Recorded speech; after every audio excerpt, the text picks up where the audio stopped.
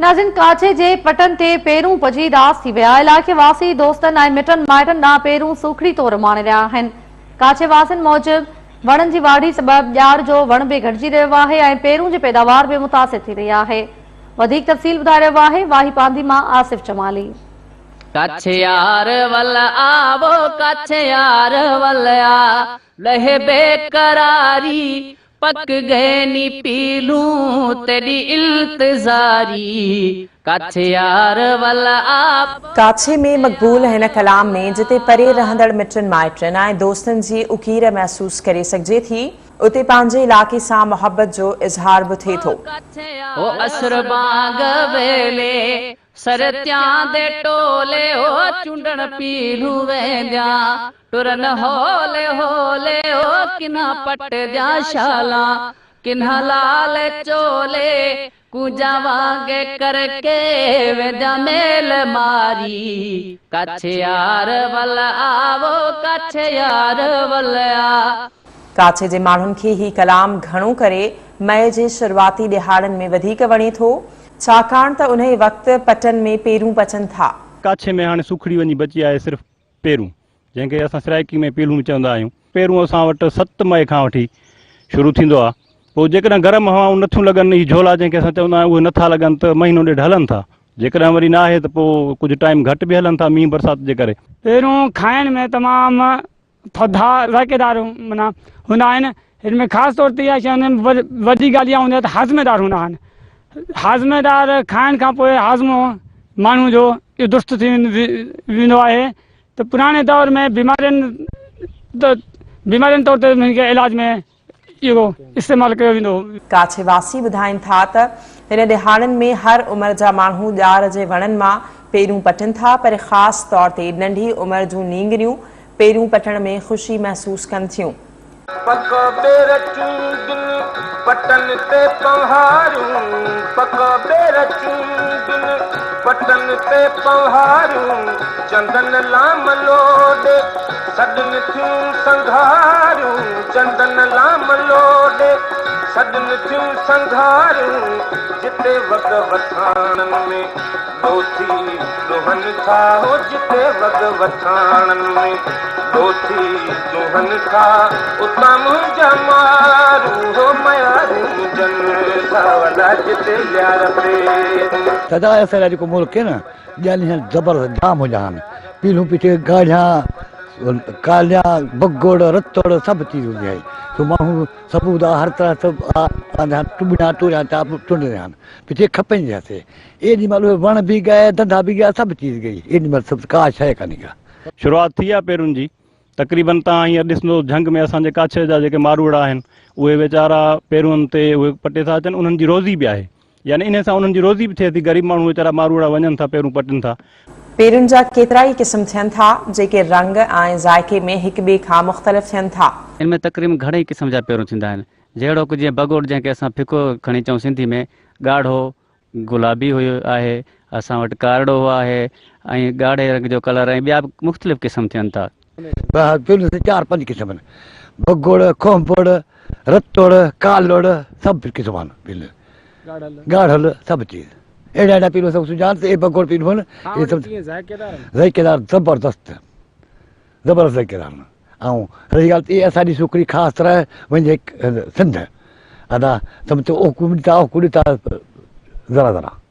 काछे वासियुनि जो चवणु आहे त मई जी शुरूआति सां ई ॿियनि इलाइक़नि में रहंदड़ मिट माइट ऐं दोस्त पेरुनि जी सूखड़ी न मिलण ते मयारियूं बि ॾींदा आहिनि।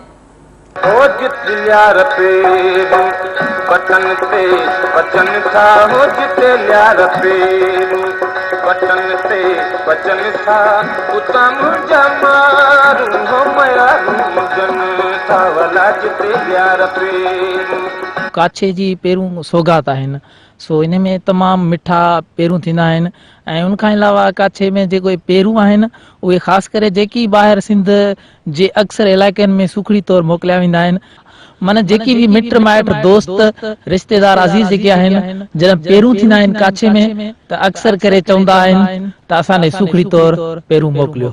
तक़रीबन इहे पेरूं सूखड़ी तौरु बि वञनि था जेके असांजे काछे के दोस्त ॿाहिरि आहिनि या छा उन्हनि खे उहे सुखड़ी तौर वञनि था।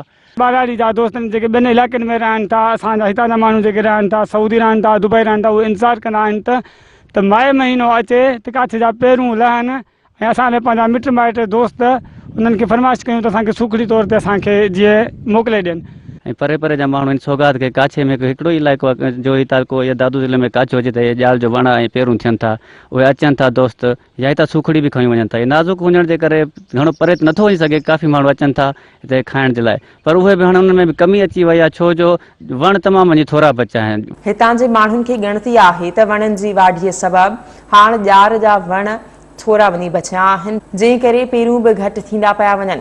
वण जेको पेरूं जंहिंमें थींदा आहिनि उनखे असां ॼाल बि चवंदा आहियूं, ॼार बि चवंदा आहियूं, उन्हनि जी बि कटाई थी वई आहे, बाक़ी कंहिं जॻह ते वञी बचा आहिनि। असां सरकार खां इहा डिमांड कंदासीं त इन्हनि वणनि जी जेका वाढी आहे उनखे रोकरायो वञे ताकी असांजी ही काछे जी सूंहं बहाल रहे ऐं माण्हुनि जो जेको ही रोज़ी जो जेको थोरो घणो कुझु न कुझु उन्हनि जो आहे उन्हनि जी बि बहाल रहंदी। वणनि जी वाढी ऐं उनखां पोइ जेका उन्हनि खे पाड़ूं कटियो थो वञे, हमेशह लाइ ख़तमु कयो थो वञे, त वणनि जी तबाही थी वई आहे ऐं पेरूं जा तक़रीबन क़िस्म ख़तमु थी विया आहिनि। सिर्फ़ु हिकु बगोड़ो जेके असां फिको चऊं ऐं ॿियो ॻाढ़ो वञी बचियो आहे, बाक़ी जेका नसुल ख़तमु थी आहे। उनखां वधीक हिते जेके असांजा ग़रीब मारूड़ा आहिनि उहे सुबुह जो सवेर निकिरी वेंदा पेरुनि ते वञी पंहिंजी रोज़ी करे अची वरी शहरनि में या ॻोठनि में उहे पेरूं विकिरो करे पंहिंजो गुज़र सफ़र कंदा हुआ, उहे बि तमामु घटि थी वियो आहे। पेरूं असांजे काछे जी सौगात जेका आस्ते आस्ते ख़तमु थींदी पई वञे। कुझु दोस्तनि माण्हुनि या जेके सुलझल माण्हू उन्हनि पंहिंजे ज़मीननि में रखाए छॾी आहे जालियुनि जी, उते इन सौगात खे बचायूं पिया आहिनि।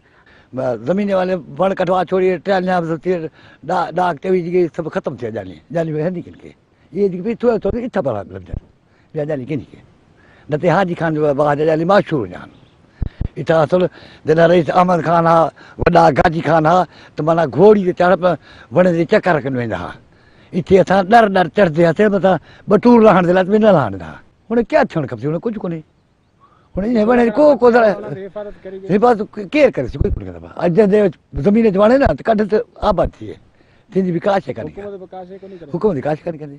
ही ॿुधाइनि था त ॼार जो वण पेरुनि खां सवाइ बि काराइतो आहे जेको जानवरनि जे चारे ऐं वथाण तौर बि इस्तेमालु थिए थो।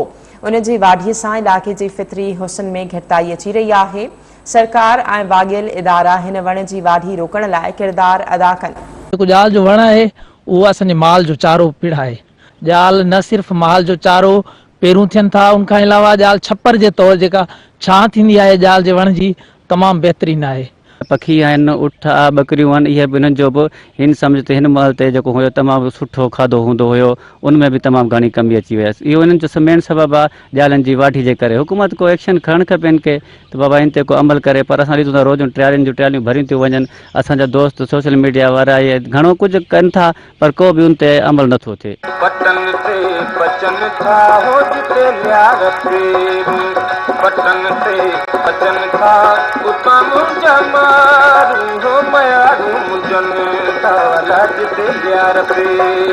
को वक़्तु हुयो त काछे में तमामु घणा पेरूं थींदा, मुख़्तलिफ़ क़िस्म जा पेरूं थींदा जेकी खाइण सां गॾु असांजे रोज़गार जो ज़रियो पिणु हुया, पर हाणे तमामु घटि तादाद में काछे में पेरूं थियनि था। हिननि मुतालबो कंदे इहा घुर कई आहे त हिन वण जे बचाव लाइ के उपा वठी काछे जी सौगात खे बचाए वञे।